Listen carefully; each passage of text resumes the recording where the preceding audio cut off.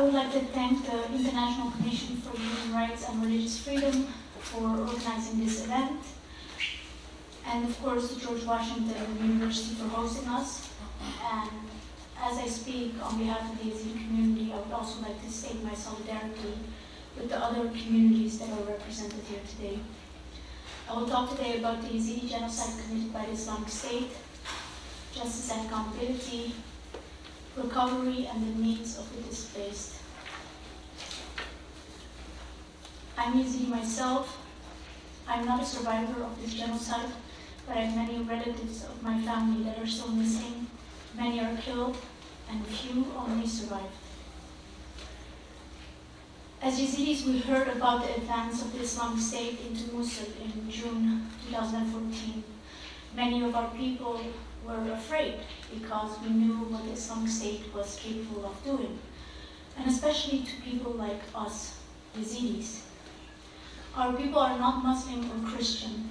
We are a small ethnic religious minority group living mostly in northern Iraq and over centuries into Syria and Turkey. Since our people, Yazidis, are not from an Abrahamic religion, the Islamic State sees our people as not being of the book, Ahl al-Kitab. And therefore they see us as infidels, kuffar, non-believers. And through this specific idea, they justify the crimes against our people. When ISIS entered Mosul and other areas and advanced in these areas and took over,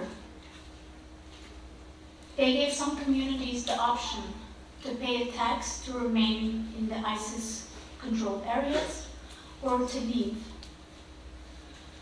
Unfortunately, this option was never given to the Yazidi community, specifically because they see us as non-believers. When this happened to our people, on the morning of August 3rd, everyone was talking. Something was going on.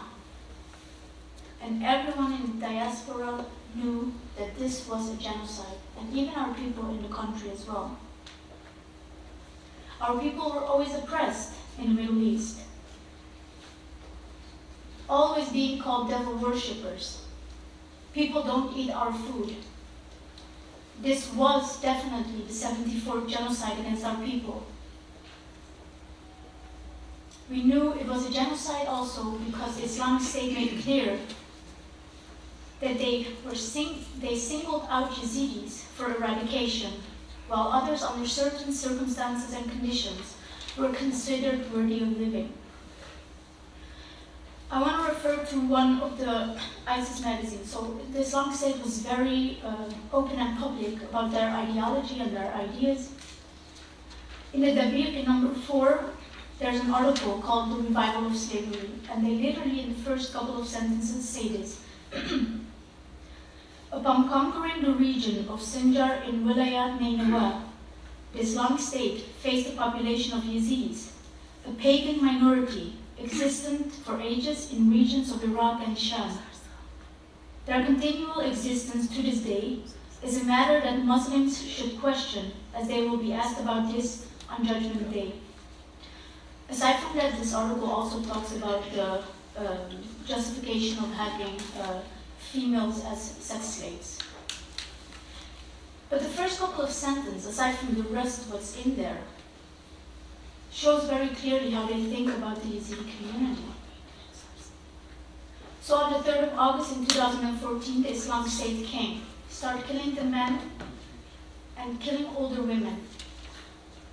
Thousands of women and younger women and children were kidnapped and transported in Iraq and Syria. They were the slaves of the Islamic State. Many of the women and girls were sold as sex slaves, raped multiple times a day.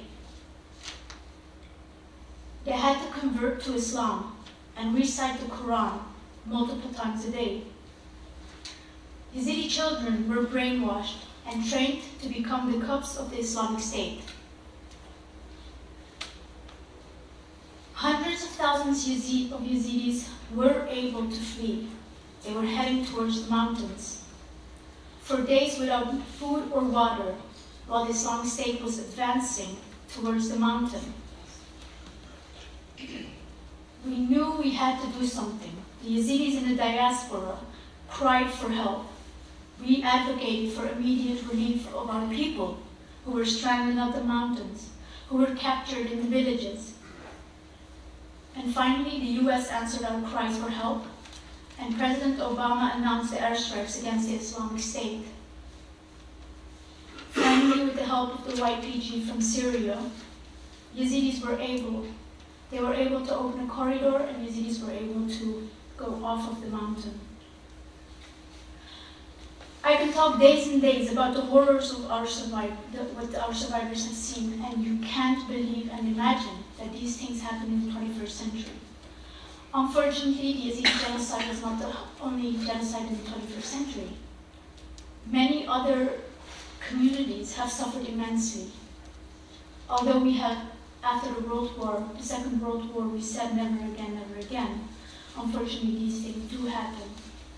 And the question is, how long do we wait for aid and support?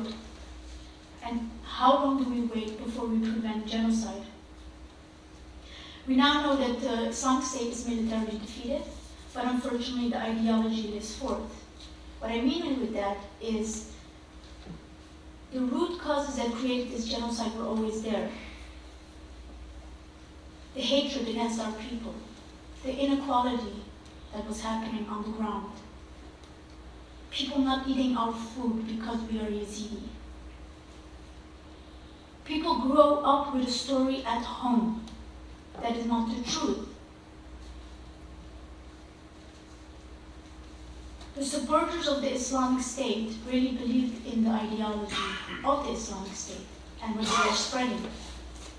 But we shouldn't forget that it's not only the ideology that the Islamic State was spreading, it's also many neighboring communities that believe that Yazidis are devil worshippers, that believe that Yazidis should not exist. And we need to start with supporting the Yazidi community to stand stronger against these root causes so that genocide could never happen again. Unfortunately, today I stand here and I'll say that a genocide could happen again. It is true that this genocide that happened was in the spotlight, but nothing has really been done to help and support the Yazidi community to recover, or at least to prevent future genocides. My next point is justice and accountability. First of all, it's always the recognition of genocide, because without recognition of genocide, you will not have justice and accountability, because on what basis? It is very unfortunate that justice is lacking. There's thousands and thousands of ISIS members, but there's just a few cases, and the majority is in Germany. We need to make sure that we find the perpetrators and that we indict them and convict them for the crimes that they actually committed against the Yazidi community. I'll give a few examples in a minute, but the most of the time what we see is that ISIS supporters, members, they are charged on terrorism because that is much easier to prove, membership of a terrorist organization, compared to crimes such as genocide, crimes against humanity, rape, murder, etc. There's been a few cases, and unfortunately to say that some of these cases were just by luck.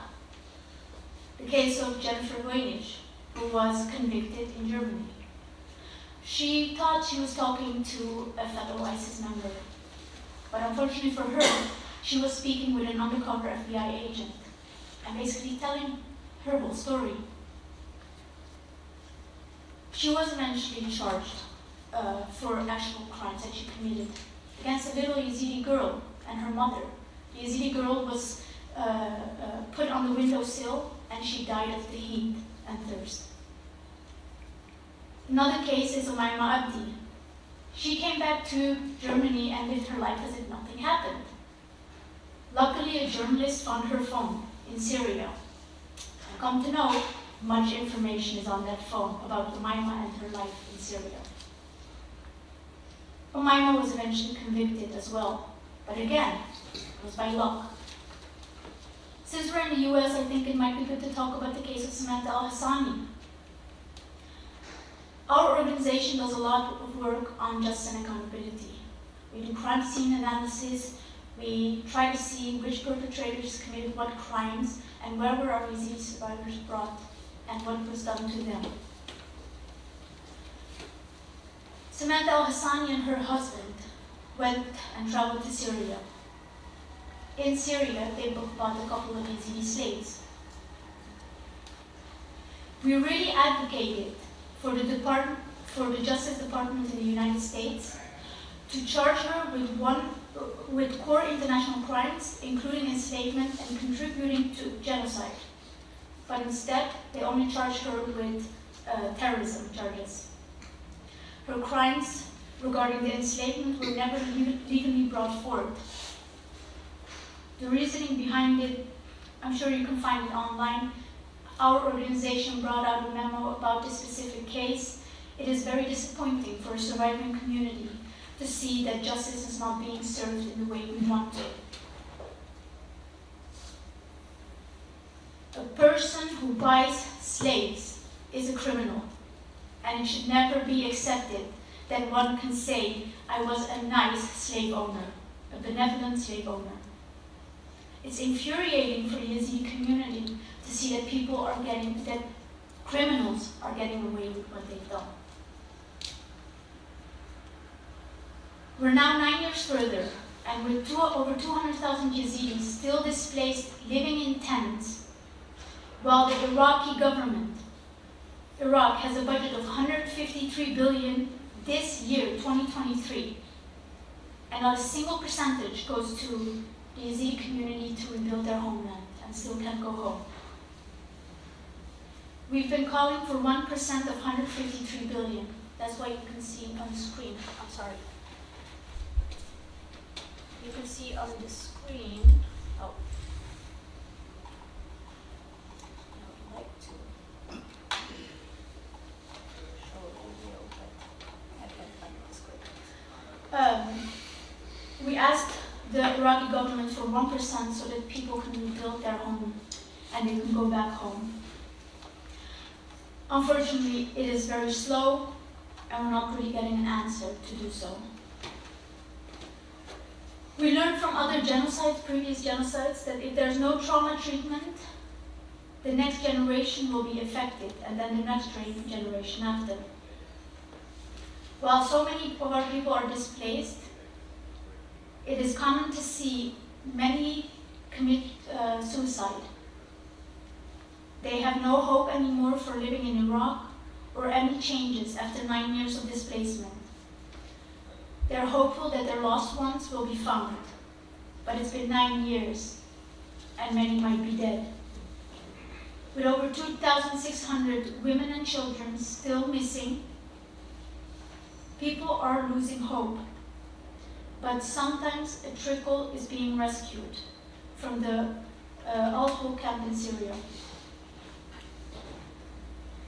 What needs to be done for the Yazidi community in the future to ensure that this will never happen again? Since Iraq is such an oil-rich country and they have the wealth, they need to start sharing this with ethnic and religious minorities. Our people are a very vulnerable community, and the societies in Iraq need to start accepting our people. Work needs to be done to ensure that the root causes are being tackled. Why are people not eating our food? Why do people think that we are devil worshippers? Can we start educating them so that they can start to think differently? Next year it will be exactly 10 years since the Yazidi genocide. As I said, our people are still living in tents. There are small steps towards a better life, but the Yazidi community needs assistance. But aid is being depleted. There's disasters and other wars in other countries that get the attention. So to speak today on the forgotten genocides is a place where we can talk about forgotten genocides. And slowly, this genocide as well is being forgotten and many more will come if this is the way we are preventing genocide. Thank you.